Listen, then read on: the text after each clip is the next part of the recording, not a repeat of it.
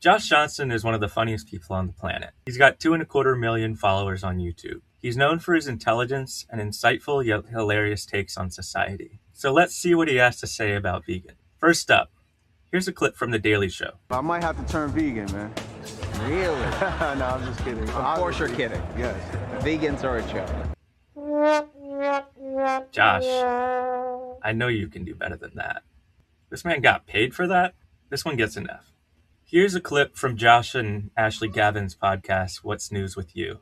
Without Ashley for this episode, but with Gianmarco Cerezi as guest. The Christian mindset of how to apply all culture and entertainment in the world comes off the same way as like vegans. There will be a vegan buffalo chicken pizza, and it's like, what are you doing?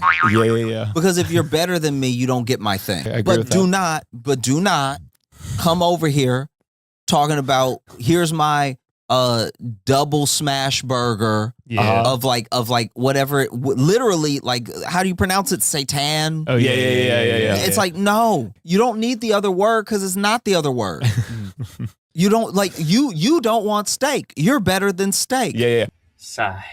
This one also gets enough. It's about plant-based alternatives pretending to be the animal version are pretty basic. Number 3, from the same episode. If a vegan ever said to me, "I'm a better person than you," I wouldn't argue it. Yeah. I would be like, "You are absolutely right." I'd be like, listen. Even if I don't think that's true, a cow does. I'm gonna give this a B. I chuckled. Number 4, Josh's take on vegans in Australia. Like, I couldn't understand. I can understand being vegan in the U.S. because you probably should.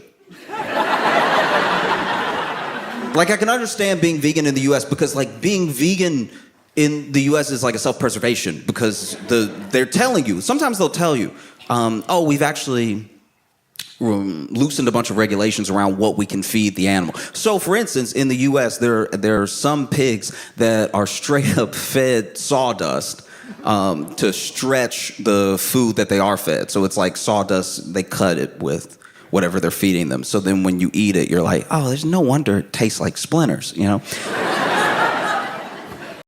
Josh, you're thinking plant-based, not vegan. Veganism is an ethical philosophy, not a health food diet. This one gets enough for missing the point. Number 5, Australia again. And here, y'all are like, oh, no, we should eat quality meat. And that quality meat, I have not been to a farm in Australia, but I've passed a couple, and it looks like a good life. I feel like it'd be very hard to be vegan here because you're eating good meat. This is very good meat, but all this meat has a story.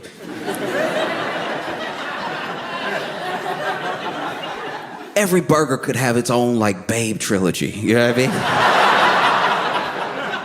That's what happens when you eat good meat and it's treated well. It tastes good because it was good. That was a good dude that you...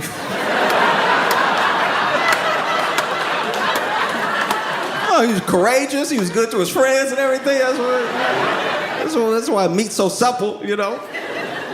In America, you're like, no, I could tell this meat also, it not only did it have a hard life, but it probably wasn't a good person either. Like, you could tell this chicken was racist or whatever. I mean, like... It looks like a good life. The Australian beef cattle are still a couple years old when they're slaughtered. The dairy cows are killed after about 7 years once their bodies have worn out from all the forced pregnancy and childbirth and nursing. The veal calves, also known as bobby calves, are killed in about 6 months. Now, naturally, cows will live 15 to 20 years, so I don't think they're having that great of a life, man. And don't worry, Josh, there are plenty of vegans in Australia. There's even a political party focused on the animals, with seats in legislatures, the Animal Justice Party. Number 6, vegan McDonald's. It's like, it's one thing to work. Everyone that, like, we live in a system where everybody needs a job. So everyone's going to have to get a job. So some people are going to end up working places they don't fully agree with. I'm sure there are vegans working at McDonald's, right? Yeah. That being said, I hope so. if you, not only, this is the thing about, if you're vegan and you work at McDonald's, you're probably like almost okay with it because you know this meat is murdering people. Yeah. Do you know what I mean? Yeah. Like you're almost like, oh, good. Yes. Would you like a double? Yeah. Because you're like, these are the murderous animals killing innocent animals. You know what I mean? I'm going to give this a C. It's at least creative. Number 7, a serious take. And look, everyone's choices are theirs. Like, I never fault, like, whenever I have vegan friends who literally are like, I learned a little bit too much about food processing. I learned a little bit too much about like how they treat cattle and stuff like that. I just don't want to do it. Yeah. I'm fully with you. Sure. Like that. I actually think you're a better person than me. Like 100%. I'm not even like trolling. When someone sees that and has the level of conviction that they're like, I'm going to change my entire life, because that is what we battle as people. There are people that choose in every form of information to stay a little bit more ignorant so they don't have to face the person they'll be with knowledge. Yeah. Than people who are just like, I found this out and now I have to change my behavior. Yeah. Right? So you're a better person than me. Absolutely. Okay. I'm going to give this one an A-. As Josh says, there are some things that once you know them, you can't not change your behavior. And some people choose to remain ignorant about the animals in order to keep enjoying exploiting them. Josh, it seems like you understand why some of your friends are vegan. Why won't you take off your blindfold and look the truth in the eyes? And work on your vegan material. I know you can do better. Do you know other times that Josh joked about vegans? Let me know in the comments and I'll do a follow-up video. It's hard to admit.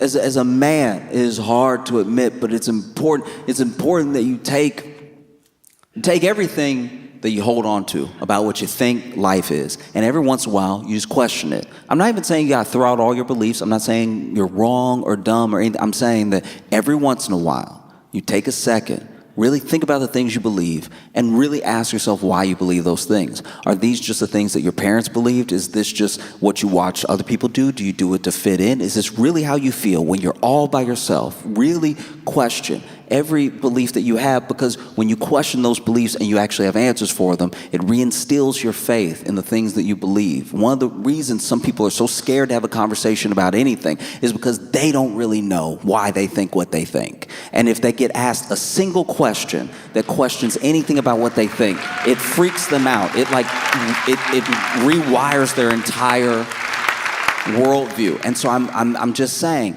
maybe something happened when you were young and it was acceptable, but then you get older and people tell you that it's not, and you hold on to it. And you hold on to it because it's familiar, or you hold on to it because you're like, oh, if I'm wrong about this, what else am I wrong about? You don't have to spiral like that. One idea doesn't mean all ideas.